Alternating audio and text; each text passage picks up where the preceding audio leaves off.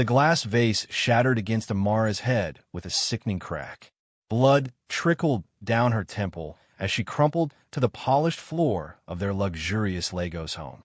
Daryl towered over her, his fists still clenched, his chest heaving like a raging bull. "You stupid woman!" he roared, his eyes bloodshot with fury. "Why didn't you clean this house the way Selena likes it?" Amara blinked through the pain, her mind spinning. She tasted blood on her lips. Selena? Who was Selena? And why would her husband care what another woman thought about their house? Her voice was weak, barely more than a whisper. Who is Selena?"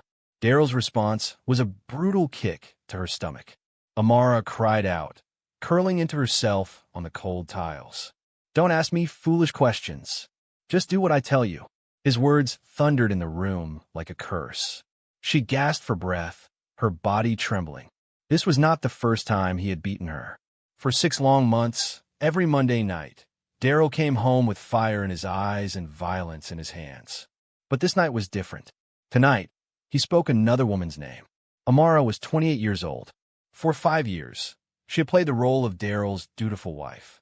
Together, they lived in a grand house on Victoria Island, where neighbors admired their wealth and elegance. Daryl owned 3 thriving car dealerships, and society believed them to be the perfect couple. Yet behind closed doors, perfection rotted.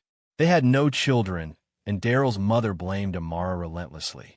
"What kind of wife cannot give her husband a son?" the older woman sneered, poisoning every family gathering.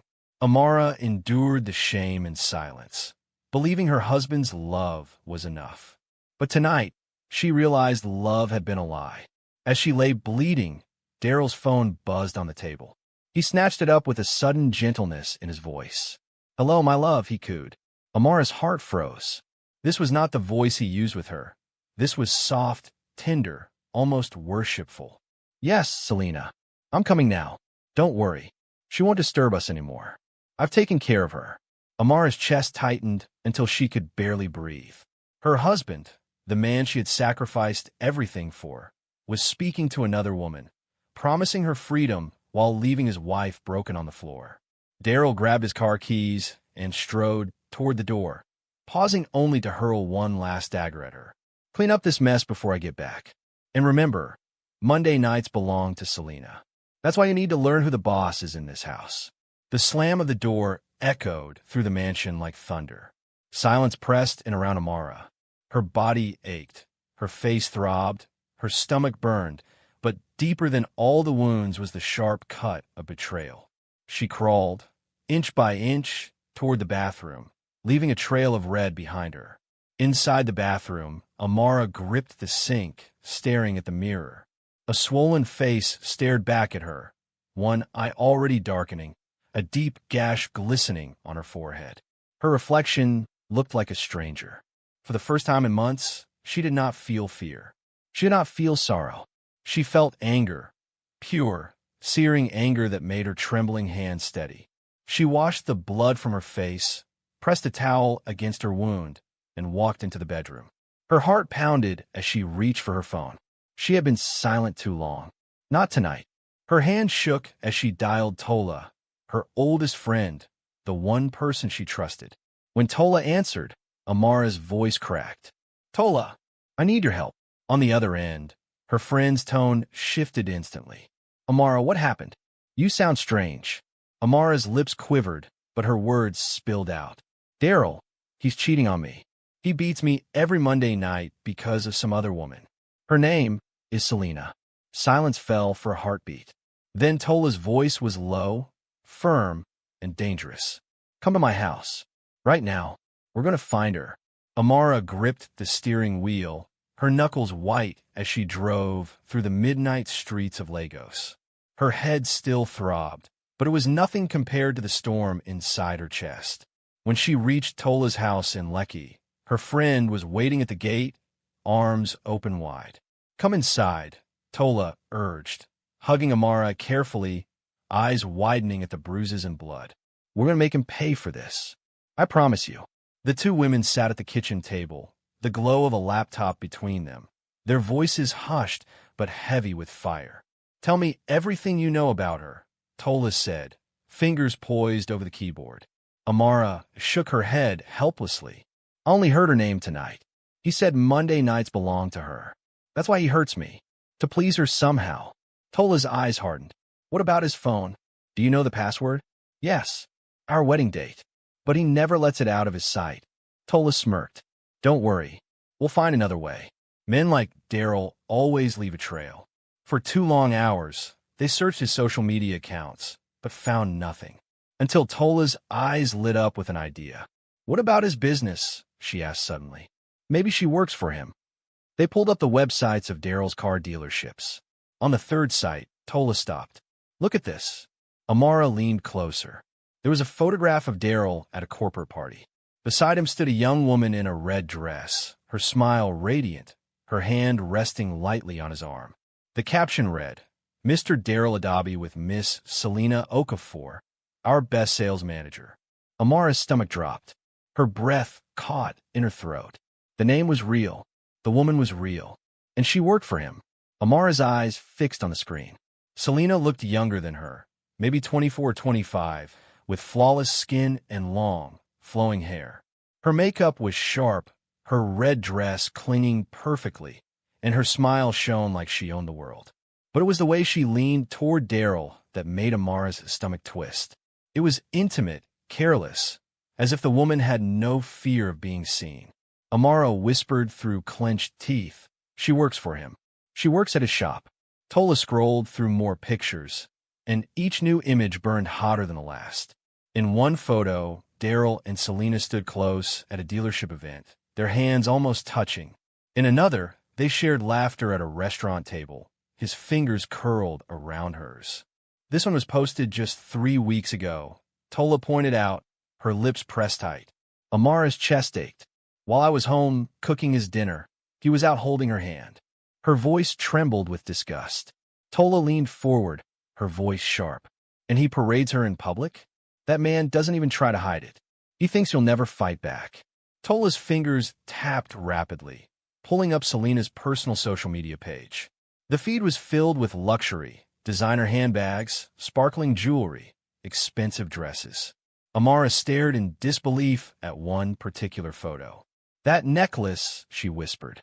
The gold chain glimmered against Selena's skin, but Amara recognized it instantly. Daryl gave me the exact same necklace for our anniversary last year. Her hand shook as she grabbed Tola's wrist.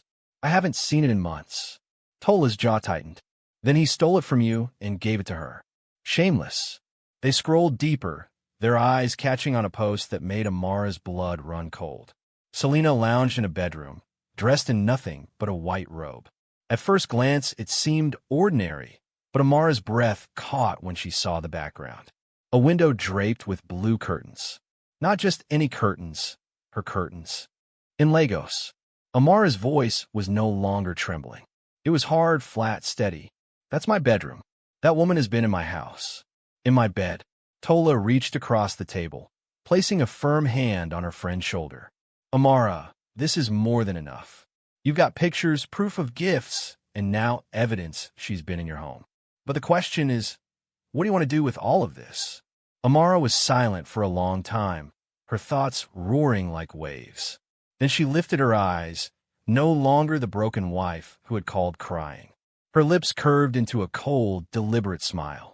I don't want to just confront them. I want to destroy them both. Tola studied her carefully. Destroy them how? Amara's gaze sharpened. If I attack without proof, Daryl will twist it. He'll call me crazy, tell the world I'm jealous. But if I have evidence, undeniable evidence, then no one can defend him. Tola's smile mirrored hers. Evidence, then, enough to ruin him in every circle he values. Amara nodded, her voice low. Every Monday, at 8 o'clock, he goes to her. Next Monday, we follow him, and we record everything. Thunder rattled outside the windows as the plan was sealed. What if we get caught? Tola asked, her brow creasing. Amara's eyes blazed. Then we run. But I promise you, by Tuesday morning, every person in Lagos will know what kind of man Daryl Adabi really is. Tola reached across the table. The two women clasped hands, their grip firm, as if signing a silent contract. It was no longer about marriage or forgiveness. This was war. The air between them crackled with anger and determination. For the first time in months, Amara felt strong. The days crawled toward Monday like a cruel game. Amara forced herself to play the perfect wife. She cooked Daryl's favorite meals, laughed at his weak jokes, and endured his sudden bursts of tenderness. He even brought her flowers midweek, pressing them into her hands with a guilty smile. "My beautiful wife," he said softly, "forgive me for last time. Work stress makes me say and do foolish things." Amara wanted to spit the words back at him, but instead she kissed his cheek. "It's okay, my husband. I understand." On Monday evening, the mask returned. Daryl showered, sprayed on his best cologne, and slipped into his finest suit.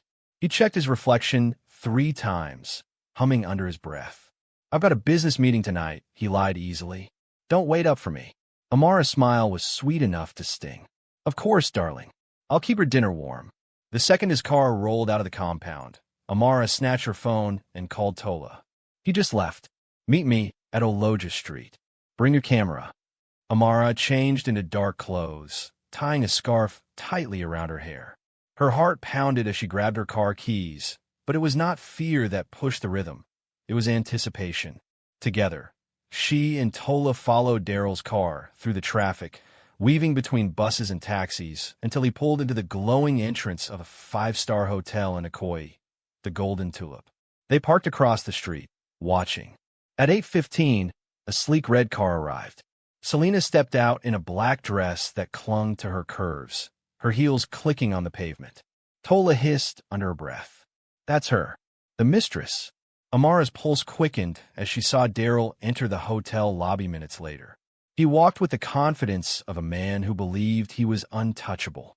His shirt was crisp, his shoes gleamed, and his smile was reserved only for the woman waiting upstairs. Tola lifted a pair of small binoculars, whispering. He pressed the button for the 4th floor. Room 405. Amara clenched her fists. The truth was unfolding right before her, and soon she would have the proof to shatter his world. The 2 women slipped into the hotel, blending in with the crowd of guests. No one paid attention to them as they stepped into the elevator. Amara pressed the button for the 4th floor, her hand steady now. When the doors opened, they walked down the hallway, stopping at room 405. Amara pressed her ear to the door. She could hear muffled voices, a man's deep tone, a woman's laughter. Her stomach churned, but her face was carved with determination. Tola whispered, "What now?" Amara's answer was simple. "We wait." An hour passed, then 2. The hallway grew quieter, but the door remained shut. Amara shifted impatiently, her back against the wall. Finally, Tola's eyes sparked with mischief. "What if we call room service?" Amara frowned. "What do you mean?" Tola smirked. "I'll call the front desk. Pretend I'm lost delivering champagne to 405. When they open the door, you snap photos." Amara hesitated. It was risky, but she nodded. "Do it." Sometimes, boldness was the only way forward.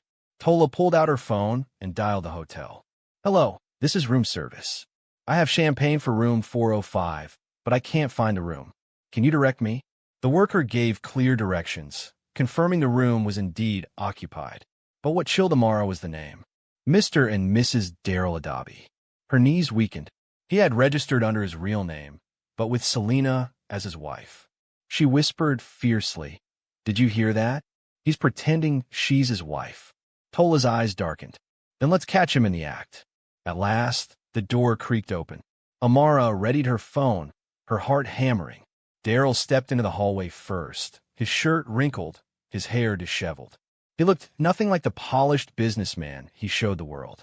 Behind him came Selena, her black dress unzipped at the back, her lipstick smudged, but her smile triumphant. Daryl slipped his arm around her waist, kissing her neck as if he were already married to her. Amara's fingers tightened on the phone. This was it, the evidence she needed.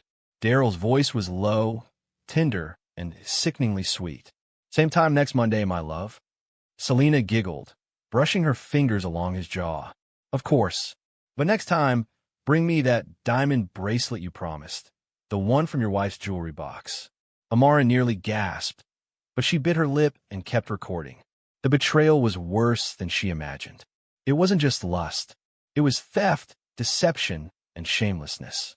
Every second was captured in crystal clarity on her phone, each word another nail in Daryl's coffin as the elevator doors closed behind them. Amara and Tola darted for the stairs. Their shoes barely made a sound against the carpet as they hurried down, their breaths shallow, but their spirits blazing. They slipped into the parking lot just in time to see Daryl's car pulling out, Selena's red car following close behind. Tola grabbed Amara's arm. "We did it. We have proof." But Amara wasn't smiling. Her eyes were cold, her voice flat. "This is just the beginning. Now I decide how to use it." Back in the car, Tola weighed their options. You could send the video to his family or blast it online. Maybe even take it to a lawyer for divorce. Amara shook her head, her expression unyielding. "That's too small. Daryl thrives on reputation. His business, his friendships, his status, they're everything to him. If I'm going to strike, it won't just be for my freedom. It will be to ruin him completely." Her words carried the edge of steel, the voice of a woman no longer broken. Thunder rolled across the Lagos sky as they drove away, rain beginning to fall. Tola glanced sideways at her friend. Amara sat straight-backed, her phone in her hand, replaying the video. Daryl's betrayal flashed across the screen, his lies caught in undeniable truth. "He will lose everything," she murmured. Tola swallowed hard. She had never seen this version of Amara. Fierce, cold, unstoppable. "You've changed," Tola whispered. Amara's lips curved slightly. "I didn't change. I finally woke up." The next morning, Daryl woke whistling. He shaved, dressed, and hummed a tune while he buttered his toast. "Good morning, beautiful," he greeted Amara, pressing a kiss to her forehead as though nothing had happened. "You look lovely today." Amara smiled back, but her heart ached at his touch. These same hands touched her last night, she thought bitterly. "How was your business meeting?" she asked sweetly. He chuckled, waving dismissively. "Boring. Just old men arguing about money." The lies slid from his mouth like water, and for the first time, Amara no longer flinched. She simply stored it away, another stone for the fire she was building. As soon as Daryl left for work, Amara wasted no time. She called her lawyer, an elderly man named Mr. Bamadiel, who had once helped her late father with business disputes. "I need to see you today," she said firmly. "It's about my marriage." Within 2 hours, she was seated in his modest office, her phone placed carefully on his desk. Mr. Bamadiel adjusted his glasses as the video played. When it ended, he leaned back, stroking his gray beard. "This is very clear evidence of adultery," he said gravely. "You have strong grounds for divorce. But are you certain that is what you want?" Amara's gaze was steady. "I want more than divorce. I want him to pay for what he has done." Mr. Bamadiel's eyes narrowed thoughtfully. "Then we must prove not only infidelity, but misuse of marital assets. If he used your joint accounts to fund this affair, hotel bills, gifts, jewelry, then it is theft. With proof, the court could order repayment, perhaps even double damages." Amara's lips tightened into a smile. "He has been spending our money on her for months. I will prove it." The lawyer nodded. "Then we begin with the bank statements." Amara left the office feeling lighter than she had in years. Her steps carried new strength, her shoulders squared. She had a plan, and she was no longer alone. On her way home, she stopped at Daryl's main car shop on Victoria Island. The workers greeted her warmly, remembering the kind wife who often brought them lunch. "Madam Amara, it's been too long," Samuel, the mechanic, said with a smile. "Is Olga here today?" Amara asked casually. "No, Ma. He's at the Surleer branch. But Miss Selena is here." Amara's heart jolted. "So she comes here too." "Oh, Miss Selena?" Amara asked, her voice calm, though her pulse raced. Samuel nodded. "Yes, Ma. She's the manager now. Very close to Olga." Amara forced a small smile. "Can you show me your office? I'd like to introduce myself." Samuel hesitated, glancing around. "Of course, Ma." He led her down a narrow hallway to a small, glass-paneled office. Through the window, Amara saw her husband's mistress for the first time in person. Selena sat at the desk, laughing softly into her phone, her suit perfectly tailored, her makeup immaculate. On the desk were framed photos of her with Daryl. Amara's fists clenched at her sides. So this is the woman who destroyed my marriage. Her anger burned hotter with every breath. Samuel, she asked quietly, how long has she worked here? The old mechanic looked uneasy. 8 months, Ma. She's very good at selling cars. Olga says she's the best we've ever had. 8 months. That meant Daryl had taken her into their lives barely 2 months after hiring her. Amara swallowed her rage, her voice low. And do they work closely? Samuel sighed, lowering his eyes. Yes, Ma. They stay late often, travel together sometimes. I thought you knew. Amara thanked him softly and walked back toward her car.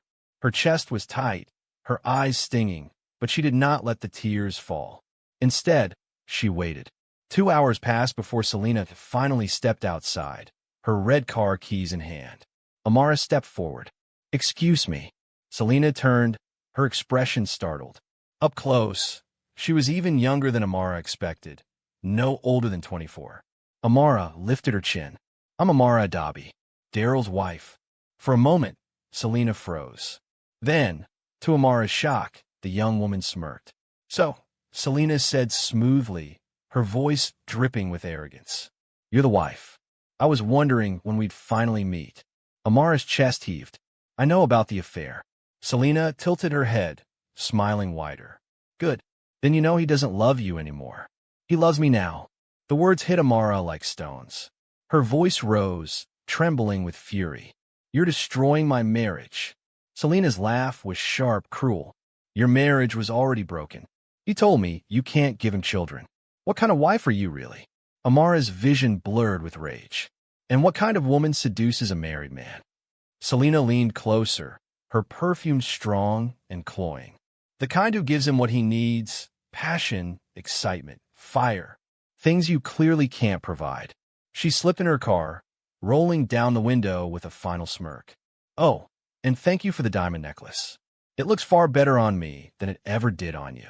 With that, she drove off, leaving Amara standing frozen in the parking lot. But Amara's lips curved into a smile. Because while Selena was flaunting her cruelty, Amara had been recording everything on her phone. Every word, every insult, every arrogant admission, including the stolen necklace. She played the clip back, her smile widening.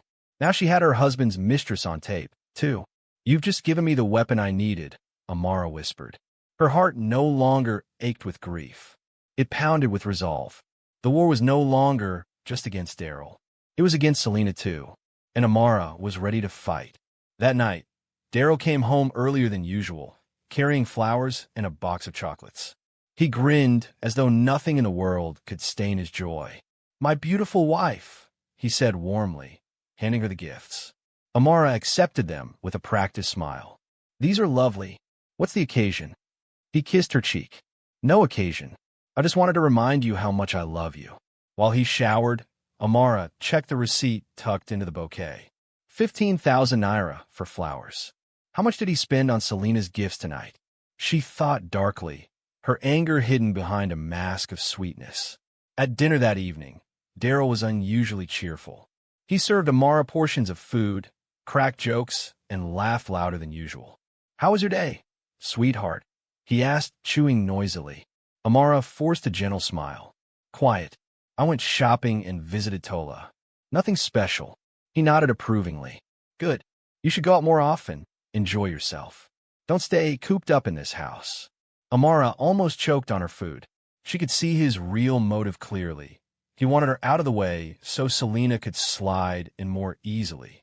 After dinner, they sat together on the sofa, the television buzzing with a Nigerian drama series. Daryl reached for her hand, stroking it with feigned tenderness. You know I love you, Amara, he said softly. She looked into his eyes, pretending to melt under his words. I know, darling. Inside, her thoughts hissed. How can you touch me with the same hands that held her? She leaned against him, resting her head on his shoulder, but in her mind, she was plotting his downfall, step by careful step. The next morning, Amara woke early and logged into their joint bank account.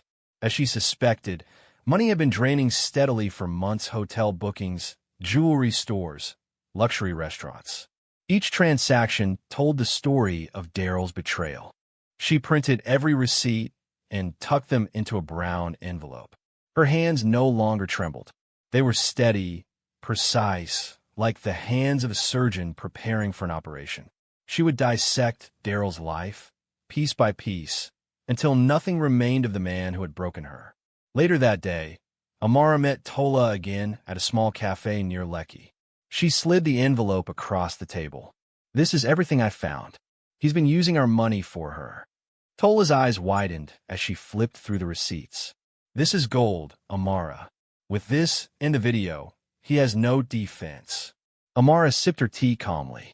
"And this is just the beginning. I want his business partners to know. I want his friends to see him for what he truly is." Tola grinned. "Then we need to spread it, strategically." That evening, Amara attended a family dinner at Daryl's mother's house. The old woman eyed her coldly, as usual. "Still no child in your womb, Amara? What use is a wife who cannot give her husband a son?" Amara swallowed her anger, smiling politely. "Perhaps in God's time, Mama." Daryl sat beside his mother, pretending to be the dutiful son, while Amara played her role as the obedient wife. But in her purse, her phone carried the video that would end both their facades. She smiled inwardly. Soon, the tables would turn. On Sunday night, Amara uploaded copies of the video and the bank records to a hidden online folder. She gave Tola access. "If anything happens to me," Amara said quietly, "release this everywhere. His business website, his church WhatsApp group, even his dealership's Instagram." Tola clasped her hand. "Nothing will happen to you. But yes, we'll make sure everyone sees who he really is." Amara exhaled slowly. For the first time in years, she felt in control of her own story. Monday came again. Daryl dressed in his sharpest suit, humming as he sprayed on cologne. "I have another meeting tonight," he lied smoothly. Amara kissed his cheek, whispering, "Of course, my love. I'll wait for you." The moment his car rolled out, she texted Tola, "Tonight we strike." They met near the Golden Tulip once more, but this time, Amara wasn't just gathering evidence. Tonight, she planned to set the fire that would consume his life. From the shadows of the parking lot, they watched as Selena's red car pulled up. She stepped out in a glittering silver dress, strutting confidently toward the hotel doors. Minutes later, Daryl appeared, grinning like a schoolboy. He took her hand openly, whispering something that made her laugh.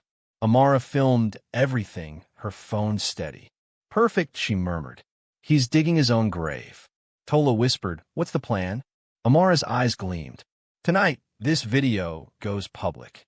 Back at Tola's house, they connected the phone to a laptop. Amara typed quickly, her heart pounding. She drafted an anonymous email and attached the videos and receipts. With one click, she sent it to Daryl's top business partners, his church leaders, and his closest friends. Then she posted a shorter clip on a fake social media account, tagging his dealership's page. "Let him try to explain his way out of this," she said coldly. Tola exhaled. "By morning, the whole city will know." That night, Amara barely slept. She lay awake, listening to the rain against the window, her mind replaying the last few months. Every bruise, every insult, every cruel laugh from Selena, all of it led to this. She wasn't just surviving anymore. She was fighting back. By dawn, her phone buzzed endlessly with messages, screenshots, forwarded links, whispers spreading like wildfire. Daryl's secret was no longer a secret. His name was on every tongue, his shame exposed to the world. Amara sat up in bed and whispered to herself, "Let the storm begin." By mid-morning, Daryl stormed into the house, his face twisted with fury. He slammed his phone on the table. "What have you done, Amara?" he roared. She looked up from her tea, calm as water. "Good morning, husband. Did you sleep well?" His fists clenched. "Don't play games with me. My partners are calling nonstop. My friends won't answer me. Even my mother saw the video. You've ruined me." Amara's smile was faint but steady. "No, Daryl, you ruined yourself." I just held up the mirror. He grabbed her wrist roughly. "Delete it. Take it all down now." Amara pulled her hand free, her eyes sharp. It's too late. The truth is everywhere. You can't silence it. Daryl's face reddened, his voice shaking with rage. You'll regret this, Amara. I'll make sure you crawl back to me.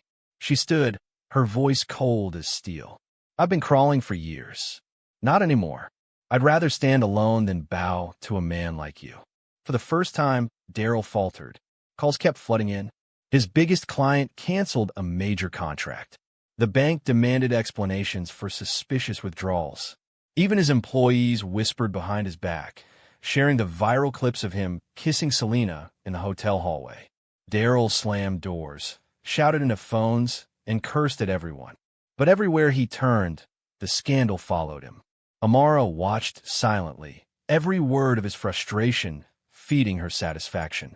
The mighty Daryl Adabi was falling, and nothing could stop it. By evening, Selena called him, her voice shrill through the speakerphone. Daryl, what have you done? Everyone knows. My family is calling me a homewrecker. The dealership is firing me. He tried to soothe her, but she spat venom. Don't call me again. You're finished. The line went dead. Daryl stared at his phone, stunned. The mistress he had betrayed his wife for had abandoned him at the first sign of trouble. Amara chuckled softly. It seems Selena prefers men with reputations still intact. Daryl turned on Amara in desperation. You think you've won?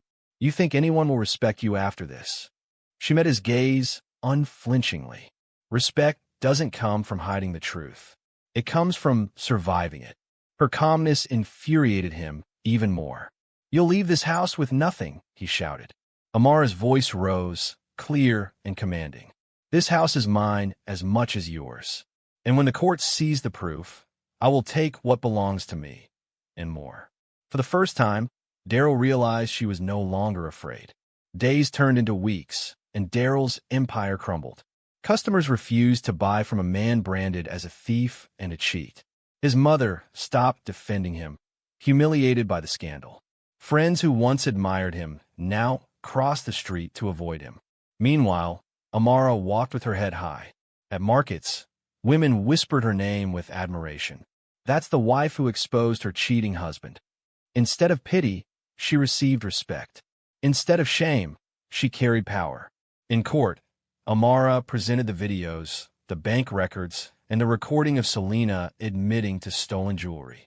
The judge's face hardened with every piece of evidence. Daryl tried to protest, but his lies collapsed under the weight of proof. The court ruled in Amara's favor, granting her divorce, repayment of stolen assets, and a significant share of his business holdings. When the gavel struck, Daryl slumped in defeat. Amara did not celebrate outwardly. She simply stood tall, dignity radiating from her like sunlight. Outside the courthouse, journalists swarmed, microphones thrust forward. Madam Amara, what do you have to say about your husband's betrayal? She paused, her eyes steady on the cameras. I will say this, silence only protects abusers. Women must never fear to speak the truth, no matter how painful.